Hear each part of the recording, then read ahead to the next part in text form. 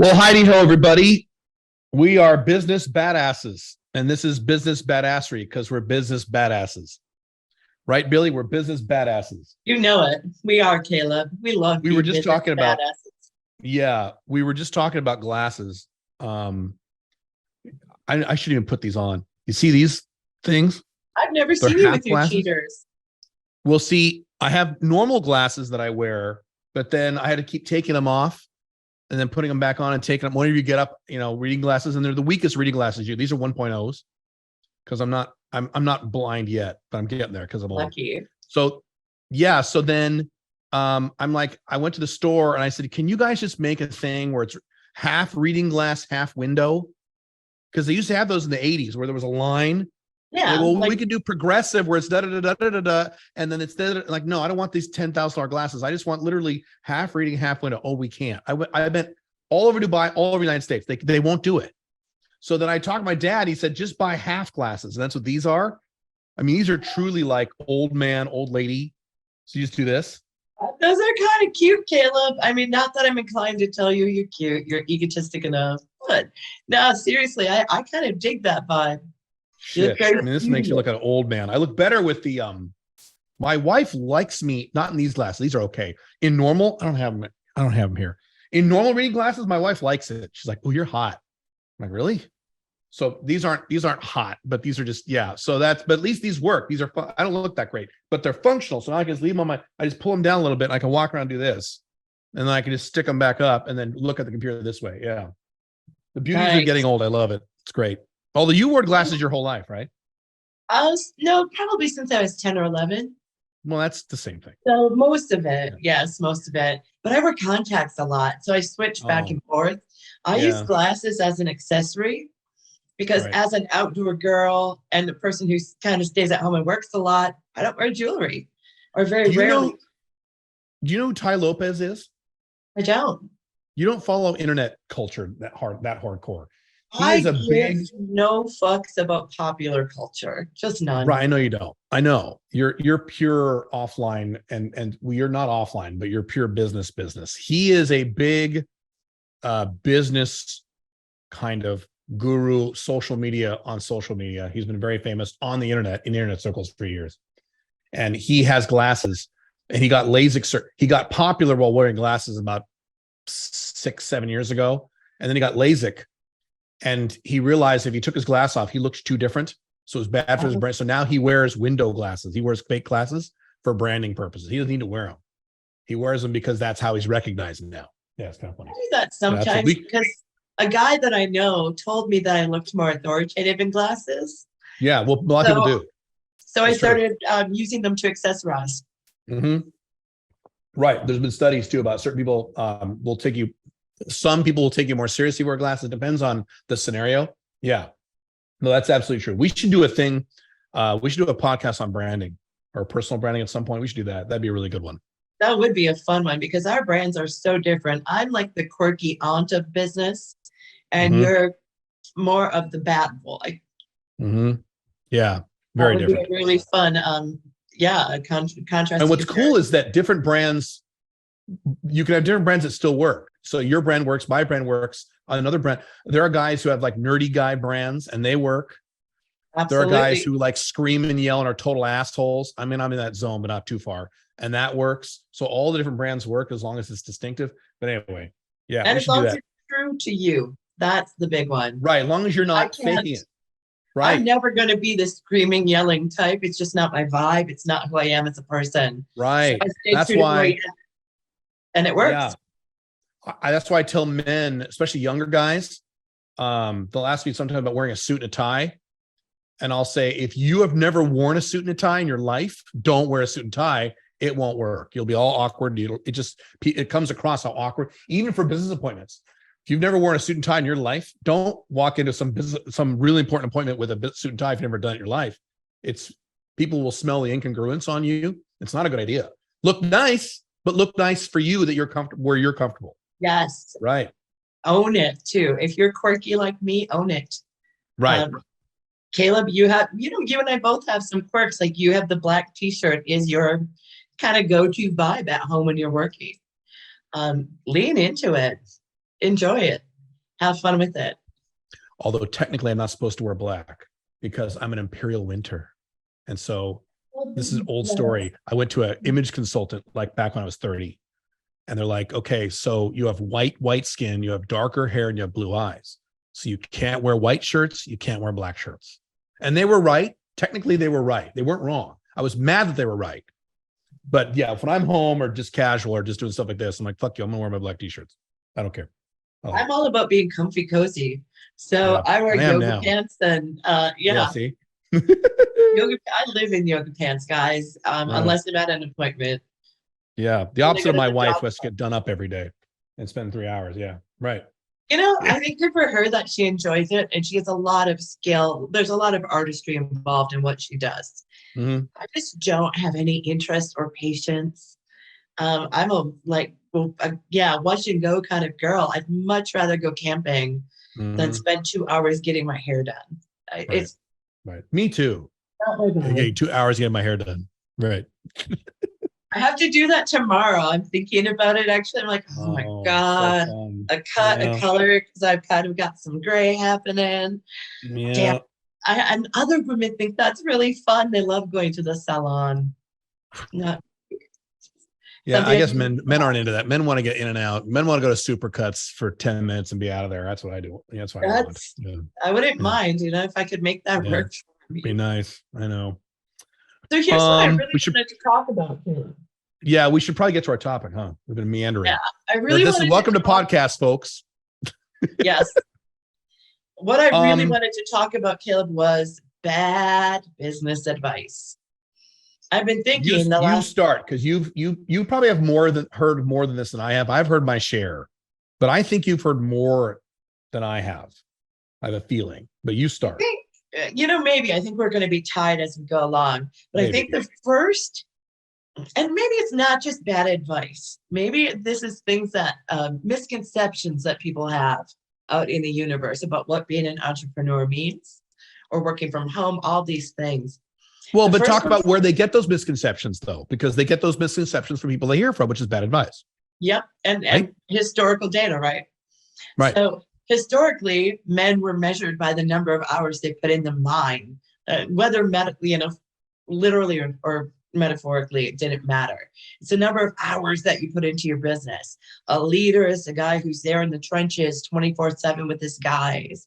And you're the person who's going to fix everything. You have to run everything, be everywhere. And I think that's the misconception that drives me most batshit crazy. Can't think of a better phrase for it. Caleb, you and I own multiple businesses. How many hours a day are you involved in those businesses? A lot. Not by choice. Not by choice. How many hours, because of the way you've designed your businesses, how many hours a day do you have to spend in each one of them? Do I have to, or do I choose to? Those are two very different questions. Have to. It's a very different question, Caleb. So my typical answer, and this is still true, this fluctuates over time, but it would be one full day a week, another decently hard day, and then maybe an hour a day after that. So maybe one day a week would be all day. So let's use Monday. Monday all day, Tuesday, maybe half the day.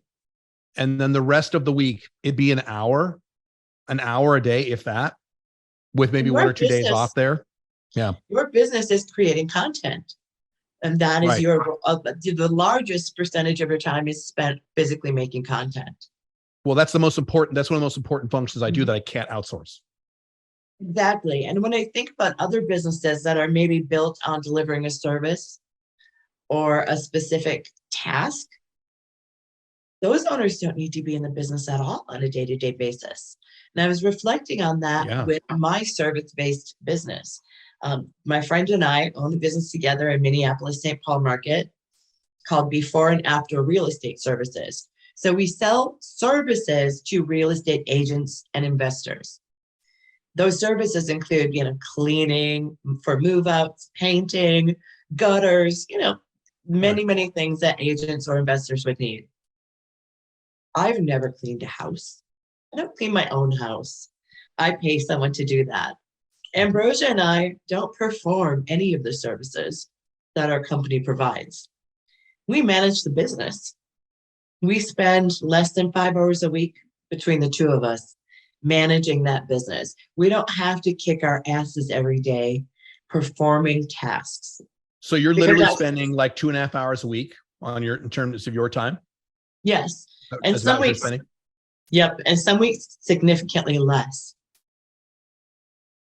Some weeks I don't have to do anything, or maybe I'll just pop in to say hello and check on our project management tool to see that things are flowing.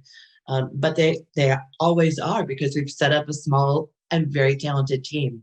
Now, I know what guys from my audience will immediately want to ask, and you don't have to give out these numbers. You don't want to.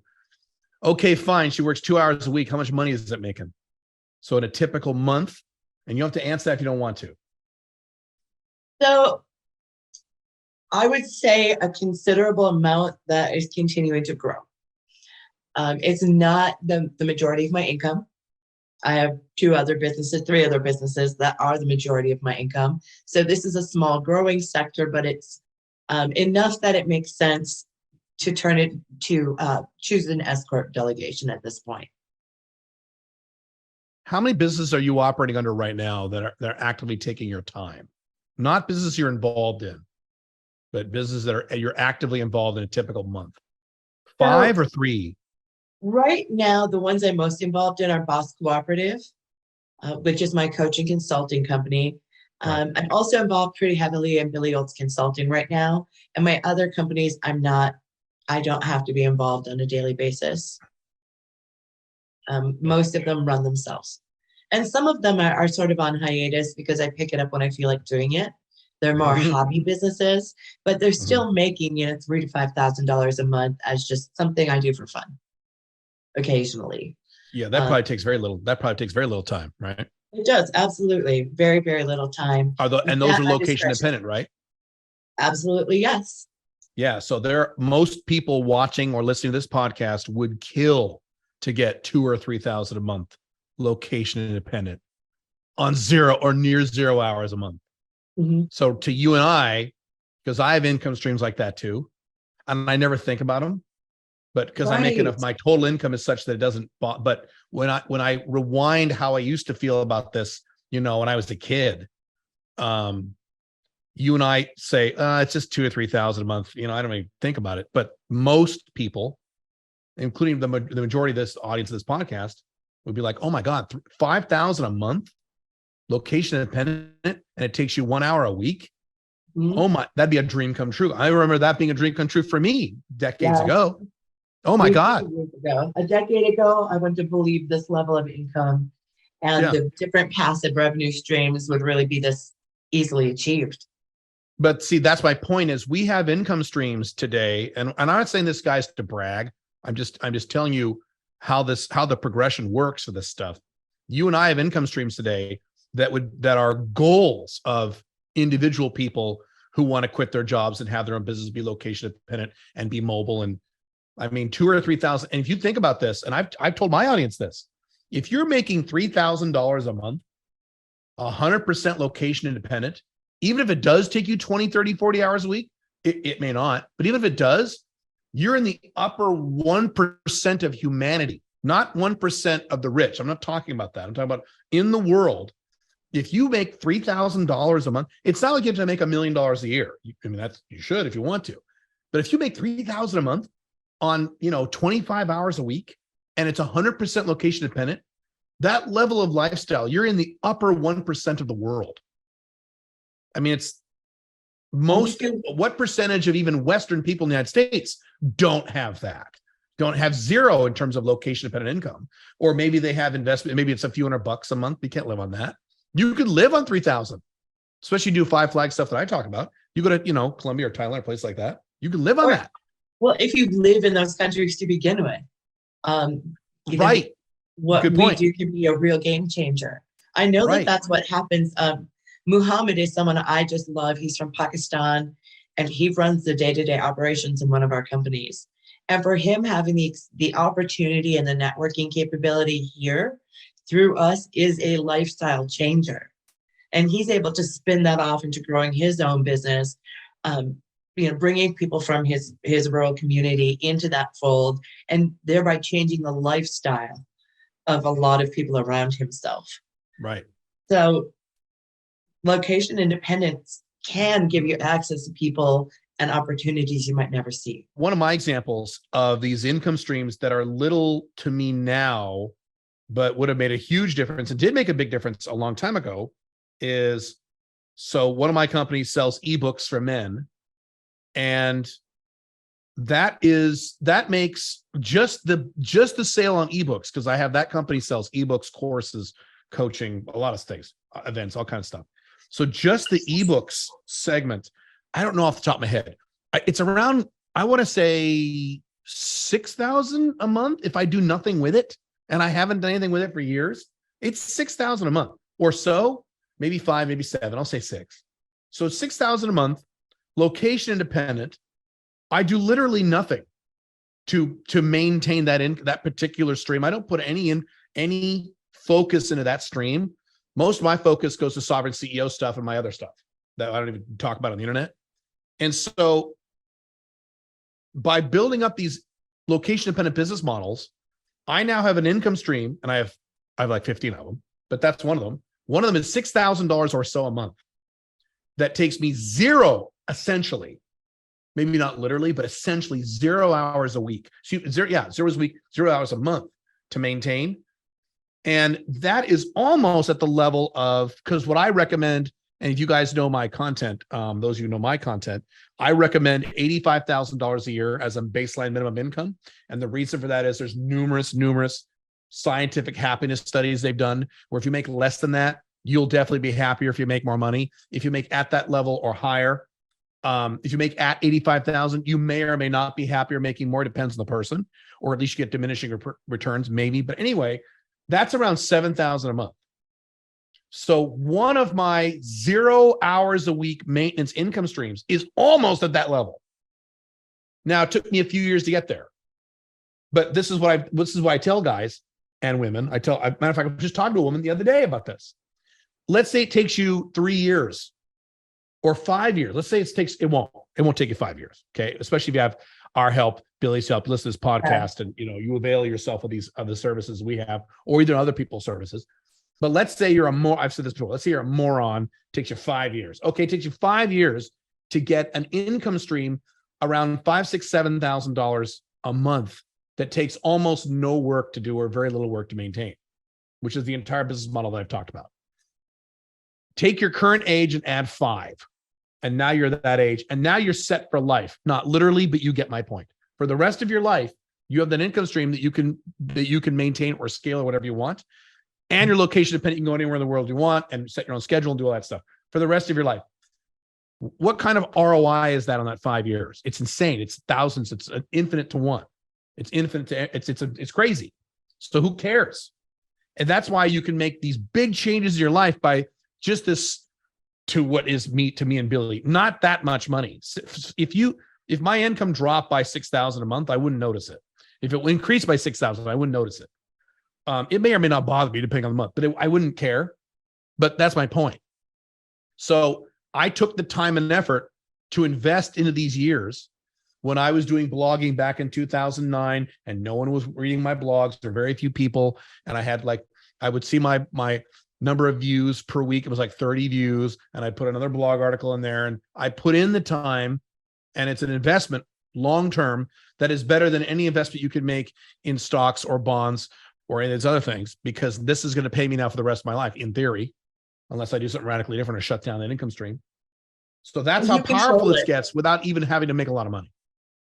That's exactly it. Having that control too. This isn't like Social Security or some kind of a right. Oh, that's a good point. Didn't mention that. Right. So we control this, don't we? We do. It says it's recurring income at the scale we want it to be, as Caleb mentioned. There are some products or services that you can invest 2 years in and make $20,000 a month. It really depends on what your offering is. Caleb and I haven't personally gone down that road with physical durable goods. But I have, one of my companies is literally just for fun, to serve a need of mine to be creative. So Caleb, I don't know if we've talked about this, but I own a company called Florelli Jelly. And it's literally, I know. We have not talked about this. I have no idea. So a few years ago, I was watching a documentary and I just had some surgeries. So I was like laid up, and I love documentaries anyway. But the lilacs were in bloom and I wondered if they were edible. And I found out that lilacs are edible. And this Lilacs, the flower? Yeah, lilac, the flower, are inedible. Okay, I'm silently listening. So I was watching this documentary from Britain called Wartime Farm, and they showed how children would help harvest medicinal plants in the UK during the war. And that's kind of what got those wheels turning. So I decided to try and make lilac tea. I mean, literally use, hot water, blossoms, that's it. And then I realized you can make jelly out of that. And then I realized there are a lot of flowers that are edible. So we had violets and dandelions and things in the yard. Oh my God. So I can eat dandelion jelly? Yeah. On my tastes toast? like, yeah. Or put it in tea as a sweetener. Let me guess. It tastes like dandelions. It tastes like better, like a honey that you did it. Like honey's really cool cousin. Huh. It's sweet? It's sweet, but it has kind of it has like a light floral aromatic. Okay, really quick. So when I was a little kid in the 80s, they had these flowers that were purple and they had these spiking things sticking out. I don't know if you did this when you were a kid, and you pull out the stems and they were purple on the end, but white, and you'd suck on them. It would taste like sugar. That's clover. Yeah. They're clovers? Yeah. I thought clovers are like 4-leaf clover. So that's like the ground cover kind of clover that they use in fields. Right. That has those little stems with a little round purple thing where you purple. pick the petals out. There are smaller varieties that have white ones, and they're not quite as dense. They're quite a bit smaller and not as dense. But yeah, we used to do That's why I didn't challenge you when you said it's sweet, because I remember those flowers. Little girl was playing with it, said, you take this and you suck on it. I'm like, what? Okay. I'm like, oh, that tastes like sugar. Okay. And you just I remember doing this when I was like 6. Yeah. Okay. Exactly. All right. So anyway, I started going crazy and I started gardening. I've never had an interest in gardening since that story I told you about cucumbers, when I sold cucumbers as a wee child. I thought gardening, someone else could do that nonsense. But I realized I could grow all these different flowers. And so I literally just, for my own edification, just made all sorts of crap out of flowers. And then I realized I was giving it to friends and family. They all thought it was amazing. So I set up a booth at just like a harvest festival and sold a couple $1,000s of jelly within 5 hours. Really? Huh. So, I mean, literally, it's not as passive as what you're describing. I have to make things and label them, but I have all that set up. I invested that time to make label templates. But you could outsource that too. Well, that's exactly the thing. I outsourced the label templates. I outsourced everything. I physically make the product because that's my hobby. I think that's a really fun thing. It's a money hobby. Right. Right. But I'm actually able to segue that. And I've also segued that into speaking engagements that I'm paid for. Like the Wisconsin State Master Gardeners Convention paid me a couple $100 to speak about edible flowers and how you make jelly out of it. So that became a passive revenue stream of its own that I could have explored more, but that's really not my primary interest. My interest is helping you build and scale the business, not how do you decide which flowers you should be eating. But again, revenue opportunities at every turn that came out of just doing something a little bit ridiculous for a hobby. And so you just talked about monetizing a hobby. That's been my advice for years, is that why not? You should try to monetize all of your hobbies. So my main online business today is an outgrowth of my dating business for men I just mentioned. And that was literally my goal when I started that business back in late 2008, was literally to monetize a hobby. I was going on lots of dates back then. This is 15 years ago. And it cost me gas to drive downtown on these dates, and I had to buy a drink for me and a drink for her. And I would add it up. It was like several $100s a month or whatever it was. And I said, okay, if I can just write an ebook, this was my thought process. It was to monetize the hobby. I didn't want to start a big internet business. I didn't care. I was making plenty of money as a consultant. I didn't give a shit. But I said, if I could make, I think the number was $300 a month. If I can make $300 a month on a dinky ebook on how to do online dating, which back then was a niche. Today it's not, but it was the niche back in 2008. It was like this radical new thing, or a radical new idea. Then that'll pay for the gas and the drinks for all these dates I'm going on. And then it'll make my hobby pay for itself, so that I don't have to worry about that in my budget. That was literally my thought process. And I've always thought about, how can I monetize my hobby? As I used to when I was before that, I said, how can I monetize me playing video games? There's no way to do that back then. Now, today you have things like Twitch, where you can make a lot of money playing video games. Right. So, but back in the olden days, in 2007 or whatever the hell it was, in the 90s, there was no really way to do this. So I was always trying to figure out, how do I monetize? How can I monetize me going to see movies? I used to see movies a lot. Today movies suck, but back before they sucked. And I thought about, I could do a website where I could do movie reviews, and I could put ads on the site, like Google AdSense ads. That would be enough to pay for the tickets to the movie. So just about today, especially today, any hobby you can think of, you can monetize. And then if you do well, if you make a few $1,000s, like I did with my dating stuff, or Billie did with her jelly stuff, then maybe you go, well, God, maybe this should be my income. Maybe this should be my business. Because that's, once I made a few $100 a month, and then one month I made like 2,000, and a month I'm like, there's real money doing this. Okay, I should set this up as my third business, because I had two already back then. So sometimes that happens, and you're able to do that now with all the resources you have on the internet and everything else. Even without the internet, you can do it. Yeah, that's just a thing. I think you and I have both surrounded ourselves with people who've done the same. My favorite example is Jeff, who I introduced to Caleb a few years ago, and he's become, one of the key players over at Sovereign CEO and Alpha. His passions are skateboarding, snowboarding, and golf. So he was a golf professional. He's one of the leading users and trainers of a specific golf tournament software in the world.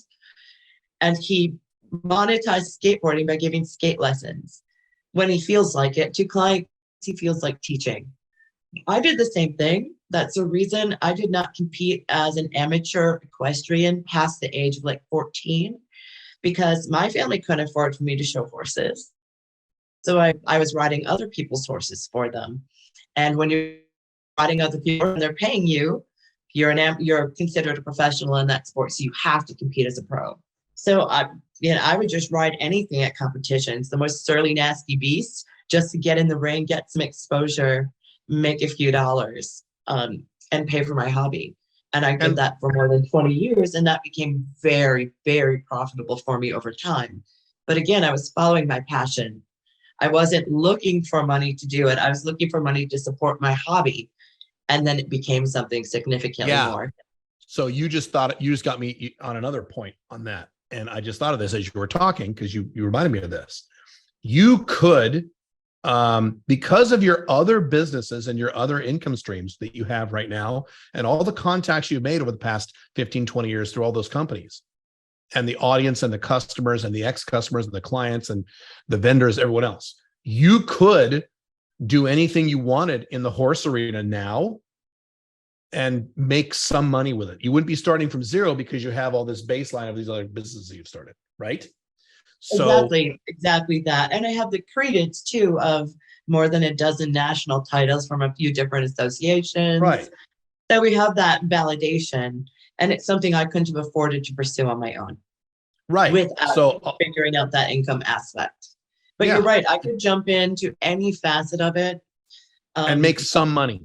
Yep, absolutely. Even things that would be difficult to make money in if you were starting from zero, because they're hobby-ish. And so, right. So my parallel is, and I've mentioned this before in my content, if I didn't care about money at all, unfortunately, I care a lot about money, but let's say I didn't give a shit about money at all, I would write fantasy novels all day long. I would here in Dubai, go outside, go and sit out with my laptop. The weather's perfect now in Dubai. And I would just write for 8 hours a day. And I wouldn't make shit for money, because that's just not where money is, with rare exceptions, but the exception proves the rule. And it's not about skill, it's about luck and a bunch of things when you're an artist. However, today, if I wanted to, and I will probably do this in a few years, I'm not gonna do this anytime soon, but if I wanted to, because I have built up an audience in other topics that have nothing to do with fantasy fiction whatsoever. Okay. None of my None of any of my companies have anything to do with fiction writing. None of them. However, I have a big enough audience where I know for a fact, if I were to write a fantasy novel today, let's say I started writing it now, it took me a year, and I would self-publish it next year. I would sell it, and I would sell probably thousands of copies, especially if it's, $1 on Amazon or whatever you would pay for a fiction book, $15, $10, whatever it is. I would sell thousands of copies and make some money. Now, would I make a shitload of money? No, but I'd make some. So now I have the ability to monetize a hobby because of my other businesses that I started, that I wanted to start, that I enjoy a lot. But now Billie and I are in positions where we could pick a hobby that wouldn't make money normally that now will, because of the leverage we've built through our other companies. So in my business, we had the comic book, Black Dragon and Pink Firefly, to sell the NFTs. And I just started that up again. And if I wanted to, I haven't decided if I'm going to do that for free or not. But if I sold that for $1, I would make enough money to make a profit on the artist and the time it would take for me to write and things like that. Not a lot of money, but I would make some. So there you go. Billie and I both can now start hobby businesses that would make money, that actually would make a profit, whereas before they wouldn't. And I just thought of that as you were talking, because that's true now. I was thinking, down the road, I'll write fantasy fiction novels and I won't make any money. No one will buy them, but it'll be fun. But that's not true anymore. I would make some money because of the customers, because the trust I've built in the marketplace, if that all makes sense. Yeah. It does. I think I could position myself as a foraging expert. I'd have to do more research, and I would not deal with mushrooms, but I could position myself as, an edible wildflower expert for the Midwest. I could write a cookbook. I could do any number of these things. I could start and you would make money at all those things. And I would make money at each and every one of them. But that's also because we understand the core tenets, right? When you are scaling a hobby and monetizing a hobby, are you doing it to support that hobby? Are you doing it to support your lifestyle? They're two different things. So when we're monetizing our hobbies, we don't really care if we're covering all the expenses. We don't care how much we're getting paid per hour for that output. That's something that we're willing to do anyway. It's a hobby. So the number doesn't matter. But if you say, listen, I'm going to go all in on my hobby, you need to be damn sure that you have several strategies in place where you can make enough to sustain your lifestyle. So the approach has to be more calculated, and you have to be really realistic about what your needs are and how you're going to get there. And that's where Caleb and I and plenty of other coaches can help you with that very specific advice. But it's understanding the two different mentalities. I've seen a lot of people, I go to craft shows and festivals quite a bit, like Harvest Fest and all that kind of old lady stuff. And the one thing I notice is all these different vendors consider themselves businesses, and they are. They're taxes businesses, they're legally structured correctly. But maybe 2% of those individuals are business owners, meaning that they understand the process. They understand their cost, their pricing, their margins, all of their cost of sales, cost of goods. They understand and treat it like a real business. Yep.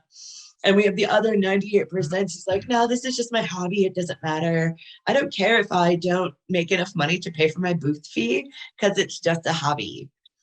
My thinking is very different. I had never wanted to be a vendor at one of those events. And I only did it a handful of times. I would send other people because I just don't like sitting there and small talking and doing sales chatter. But what I learned the first time out is, okay, I can make a couple thousand a day. And the reality is I'm not getting out of bed for less than 1,500, 2,000, whatever that number is for me. I'm not getting out of bed for that. There are a lot of people say, well, if you make 3 times your booth fee or your advertising cost, you're really in it. And I feel that's bullshit. If you're paying $40 for a physical location at a festival, for example, or a farmer's market, $120 on your day is a waste of time, in my opinion. $1,200 is not, and you can get my interest for that. So strategize how to grow that hobby as a business, not just how you monetize that hobby, if that's the direction you want to go.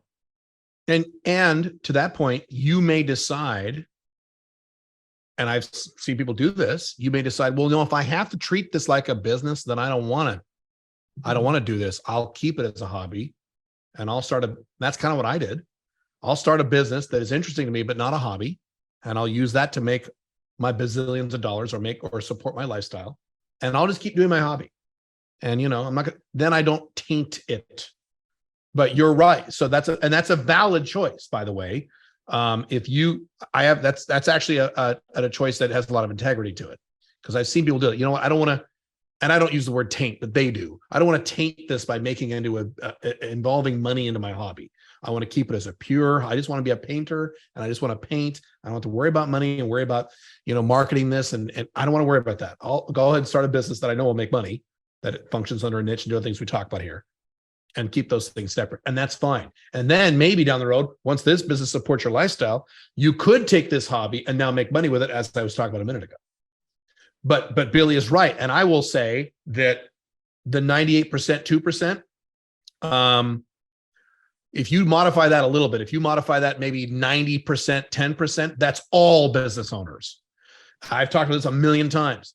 The reason business owners don't make money, the bottom line reason, the core, the surface level reason is they don't market enough, and they don't have correct margins. They know what they're doing. Okay. But the core reason is because they're selling what they want to sell, what they like, and what they think is fun, not what the marketplace wants. They're not viewing it as a business. They're viewing it as a business that they want to succeed in, not a business that the marketplace wants, which is why we harp so much on identify a narrow niche with a problem that the niche actually has, not a problem you think they have, the problem that they have, and then help them solve that problem. Instead of saying, I like computers, I want to sell computers, or I lost 40 pounds, I'm going to sell weight loss. That won't make any money. That's what you want to do. That's not necessarily what the marketplace wants you to do. Rarely, go ahead. My favorite example of yours is the fat gamer down in his basement, enjoying his life. You might want him to be fit. He doesn't give a fuck. He wants to enjoy his life, his Doritos, his Mountain Dew, and his game. Yeah, I've had at least 3 guys in my audience say, hey, here's my business idea. I want to help gamers lose weight or gamers get fit. Do gamers give a fuck about losing? No, they don't. And so that's a projection model. You're physically fit and you like playing video games, which is awesome. But then you see all these gamers who are fat, you say, well, you know what? They need to lose weight. Yes, I agree with you, they do, but they don't give a shit about that. You can't project the needs of the marketplace, your perceived needs on the marketplace. You have to look at what the marketplace wants and give them what they want. This is why over the years, I have I would say every 4 years on my online companies, and I've been doing business online since 2009. So every about 4 years, I radically change everything I'm doing. I radically change it because I can see the marketplace changes. The market wants something very different now than it wanted 10 years ago on the internet. They're constantly changing these things. And so if you just sit there and say, no, I want to keep doing what I want to do, or I want to do what I want to do, even if you end up making money, if you don't change with the times, your income will drop. I've seen a lot of business owners do that. My favorite, Caleb, my very, very favorite from business owners is, I don't want to make that change. It's going to alienate some of my customer base. Right. Well, the problem is you don't have enough of a fucking customer base. How about if we open it up? How about if we come into the times? And how about if you develop this huge swath of the community, of your demographic that you haven't? You have a fabulous niche. My favorite example locally is we have this laser and electrolysis center. I love the owners. I love the facility. I love their services. No, much love being sent their way. But the owners are older. They do everything by phone. So instead of just booking a consult online and charging a fee to hold that time, you're wasting the time on the phone. People are asking questions, like very specific service-related questions about tattoo or hair removal of a receptionist who's then going and bothering the practitioners. Kill me. So they're spending twice as much labor as they need to, bare minimum, just to book appointments. So stupid. They sure as hell don't want to do it online, and they don't want to have a chargeable cancellation policy because their old clients from 30 years ago might might not want to go that route. Right. And So by the way, that well, go ahead. limiting drives me nuts.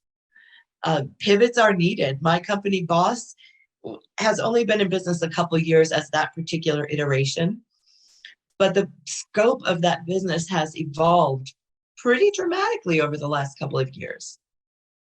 And we're on the same trajectory, but it's not what we anticipated. But we're responding to what the market need is. Right. And if you listen to Billy's example and say, well, but I'm not going to make that mistake. I'm a young guy and I'm online. Online businesses make this mistake. I've seen, and maybe Bill, you've seen, and you listening to this podcast may have seen, companies who have been online for like, well more than 5 years. And you go look at their websites and it's the same style of website that was really popular like 7 years ago, and they haven't changed it. Or they have an email newsletter. It's the old style of email news with all these links on the right-hand side, and they haven't changed it in years for the same reason. They want to alienate their current list. Well, stupid. Now, if you make I always throw this out there. If you make all the money you want to make and you're good to go, you don't need any more new customers, you're just going to write off what you have, fine. But if that's not the scenario, making these mistakes is stupid. You have to change these things. You're limiting your income and you're also threatening your business. But see, at some point, that electrolysis business is going to go out of business because they're not changing.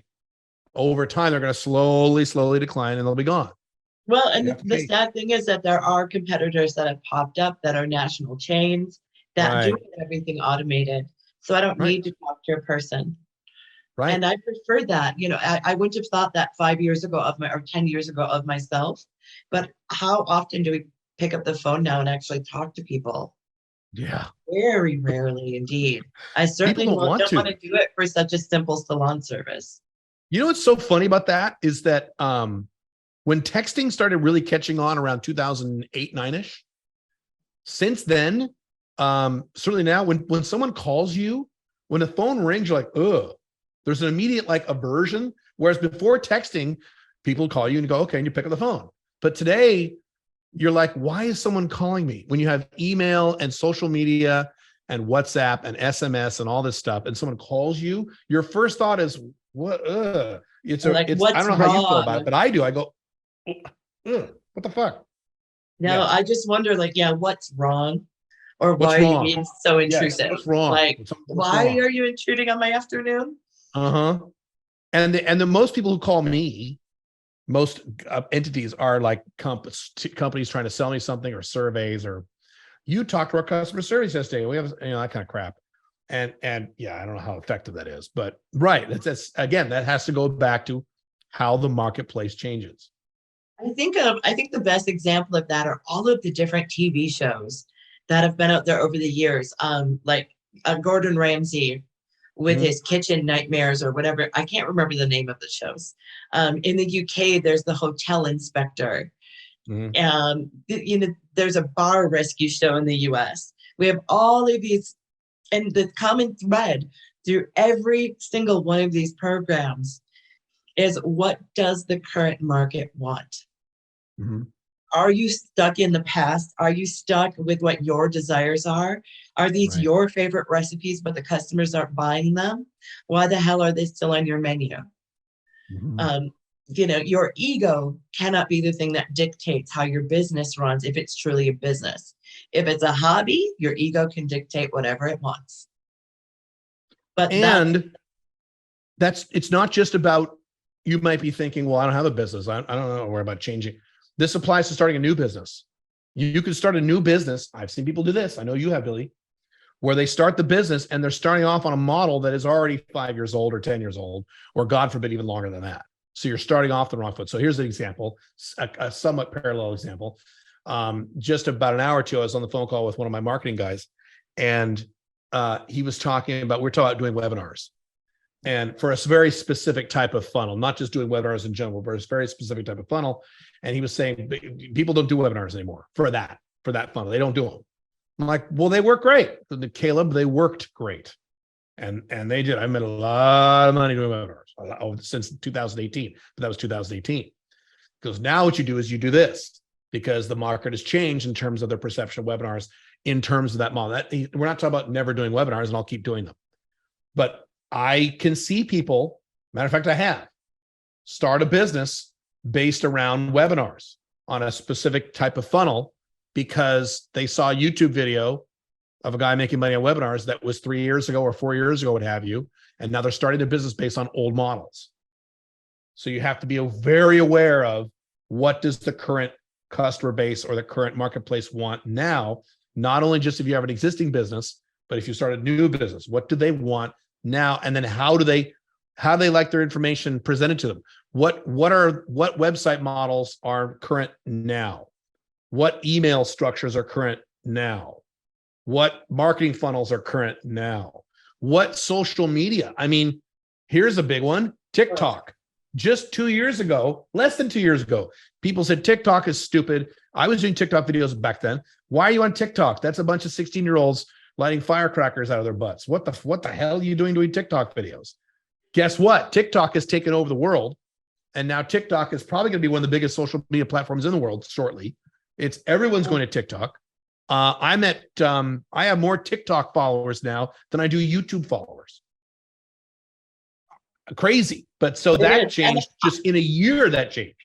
I remember you and I having those conversations 18 months, 2 years ago. When you were starting to more of a presence on Twitter, we both thought, we're older people. TikTok. This is for dumb kids. Oh, excuse me, you're right, TikTok. This is for dumbass kids. Why? We'll not spend very much time on this platform. We'll do some token efforts to have some presence. And here we are a year and a half later, and you have all these viral videos.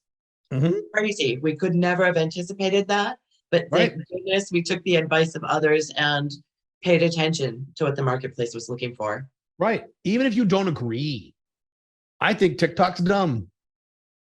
Even if you don't agree, I hate Twitter. I'm about to go back to Twitter. Matter of fact, by the time you see or watch this podcast, I might already be there because now that Elon's back on Twitter, everyone's excited about Twitter again. And Twitter, some people are and some people aren't, but the net gain on Twitter is big. And I was hoping and thinking, mostly hoping over the last that Twitter would die, that other things would replace Twitter. That has not happened. Twitter is still just rock solid in the culture. Well, for better or for worse. In the culture, but then, he lost 75% of his workforce in the last 48 hours. So we'll see what happens. Yeah. But I just saw a report they gained X million of real new followers or something. I saw that too. Cool. And I'm not into social media much. I use it very little because I just don't care. Yeah, it's not your thing. Kind of vapid to me. I'd rather learn something than be infotained. So those short format videos I don't get it.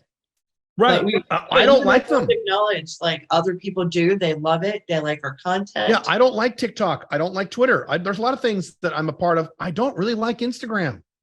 Doesn't matter. The marketplace likes these things. My customers are there. A lot of my potential customers are there. My clients are there. So I have to be there and I have to take the time and effort. It's not that I like it. I don't hate it. It's like, I hate doing social. I mean, I don't hate it, but if it were up to me, I'd be like Billy. I'm like, all right, no social media, none. I loved blogging far more than I like doing YouTube videos. I don't hate doing YouTube videos; they're fine, but I really loved blogging. But I stopped blogging, at least as a focused medium they didn't outsource, and shifted to video about 3 years ago. Because why? That's where the marketplace is going. So you just you got to do it. Just suck it up and do it. You want to make money or not? Yeah. Boy, I could go on about that. The things you have to do because they worked out because you love them. That's part of business, unfortunately. Doesn't mean you hate everything you do, but you get my point. I do. And yet the one that I struggled with the most was a few years ago, I helped a client start a property management company. And he at the time was an exec at Facebook, kind of one of those young wunderkinds who's going to take over the world. Brilliant guy. And he said, don't answer the phone. Because I kept saying, Jonathan, too many phone calls. There's so much traffic. This is a property management business. And he said, no, don't answer the phone. And I nearly lost my mind because as a woman in her 40s, I have that idea that customer service means that you're available. You talk to human right away. Mm-hmm. That is good customer service. And the reality is that costs our business far too much money. We were able to reduce labor by 80% by just instituting a VoIP phone system with voicemail boxes attached. We would get back to the people quickly, but we could then do it remotely. When it made sense, right? Yeah, we can do Remotely. it when it made sense, from where it made sense, and we could have team members around the world be responsive for us. Mm-hmm. That was so emotionally hard for me to let go of, though, because I thought, no, I'm running this. I'm in charge of all the staff. The staff are all new. The business is new. These clients are relying on me, and somebody has to do it. So Billie's going to do it. And that was I understand where I was coming from because we've been trained that way. But in reality, people were so pleased with our customer service when we stopped answering the phones, because they knew they would hear back from us within 24 hours. And in the world of property management, that's incredibly rare.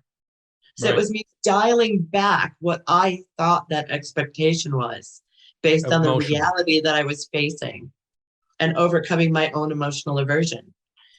A lot of my messaging and content revolves around one of the concepts that your emotions are often wrong. That applies to me too.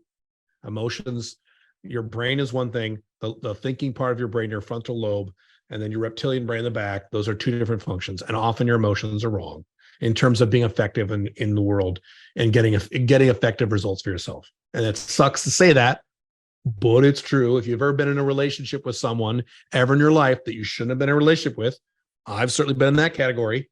Every human being has. Your emotions were wrong. You thought they were right, but they were wrong. That's how it works. And business works the same way. Yeah.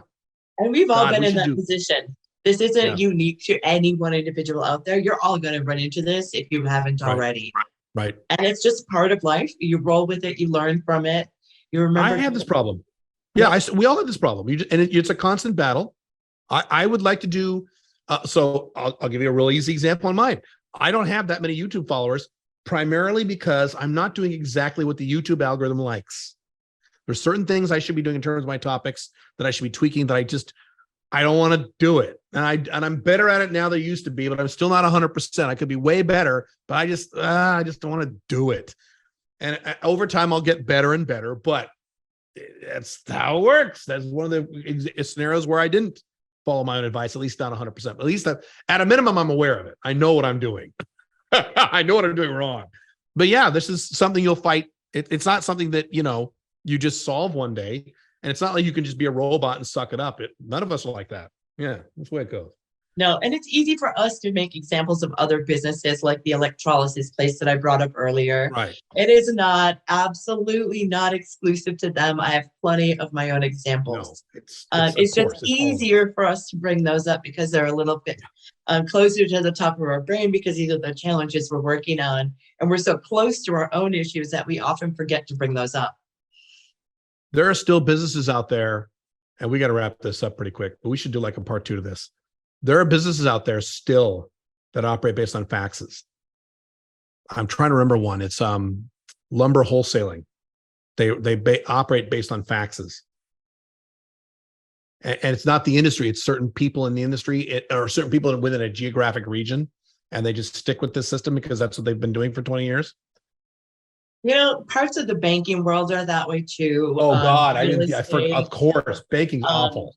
Oh my God, yes. It is really awful. But one thing I learned from that fellow the young wunderkind from Facebook, was he would tell businesses, my company and I do not own, nor will we ever use a fax machine on principle. It is ridiculous for you to be asking us to do so. Here is the email. Right. Those companies are going to fall by the wayside. I can't imagine what their labor expenses must be. Oh, I know. But what's hilarious about a lot of those companies, they'll say, then we can't work with you. We're mandated by corporate headquarters to blah, blah, blah, blah, blah, blah, blah. Very similar to the IRS. A lot of government agencies, they need a fax or things like that. Well, we can't work with you. Yeah. That's another podcast in and of itself. Yep, there's nothing wrong with qualifying your clients as well as your That's right. Staff. Correct. Right. But we'll do that another show, definitely. I think there's so much. We have a lot of fodder for at least 2 more podcasts just in these last like 15 minutes. We could do a part 2 and part 3 to this. No problem. Yes, and let us know in the comments what you'd like to talk about. As always, yes, please let us know.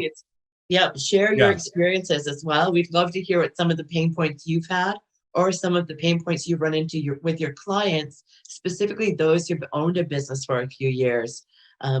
we always get a lot of good stories when we start spooling those yarns. So we'd love to hear yours as well. And because this is a new podcast, you as the audience have an opportunity to shape this podcast. Let us know what you want us to talk about. We just talk about listening to the audience. So if you guys may be leaning us in directions that Billie and I wouldn't think about. So let us know, because that will certainly dictate the paths we take in terms of these topics and things like that. Yeah. Cool. All right. Well, looking forward to Thanksgiving coming up soon. Caleb, before we go, how do you celebrate Thanksgiving while you're in Dubai, or do you? Only Americans celebrate Thanksgiving, and there are hardly any Americans in Dubai. So certain restaurants do have Thanksgiving menus on that day. So we're going on Saturday. So Thanksgiving's on a Thursday, right? Yeah. And again, by the time you watch this podcast, Thanksgiving will be kind of gone. I understand. But anyway, so we're recording this a few days before Thanksgiving. So we're going Saturday. We're going to a fancy Thanksgiving event thing for those dorky Americans who like this silly American holiday, because I don't give a shit about Thanksgiving, but my wife is really into the Thanksgiving food, the turkey and the cranberry and the stuffing. That's a big part of her childhood and a big part of her experience. So she's like, I don't care what we do, as long as we eat that Thanksgiving food on Thanksgiving. That's all right. And luckily, Dubai has everything. So they have Thanksgiving catered specific meals or courses. So we're just doing that. And we'll probably go see a movie. Awesome. If we could find one. Yeah. I love it. I love it. I don't do the Thanksgiving thing either, but I love the food. It's like my favorite meal of the year. So I ordered it from my favorite food truck. We did that. We would order in. We'd done that once or twice here in the United States. Yeah. Well, these guys go over the top. There are usually like 10 different dishes at least. Oh man, don't tell my wife. She'll be jealous. Insane. So yeah, I'll have Thanksgiving enough for a week, and I just ordered, one meal, but it'll be enough for the entire week, and I don't have to leave my home. My dogs and I can hang out. No whining kids, no travel. It's perfect. The average American consumes 7,000 calories on Thanksgiving. I believe that's accurate. Someone Google that to verify that, but that's what I've heard. The average American. I probably do 10,000 because I can shovel food. Less now that I'm older and smaller, but I can't. My son can't eat a lot at once. I know you can. I know you can. I can. I can less. One of the actual advantages of getting older is that you can't eat as much food as you could when you were young. So I definitely can't eat as much as I'm able to. And I've lost weight. So I don't think my stomach can handle what it used to be able to handle like 15 years ago. I could eat a whole pizza and then, breadsticks and I could do that. No problem. I feel awful, but I could do it. Today I can't do that. I can't do it. So that's holy smokes. Yeah. All right. Well, enjoy the holiday. Stay warm. Yes. And thank you. Pretty soon, Caleb. Thanks everyone for joining us. Thank you guys.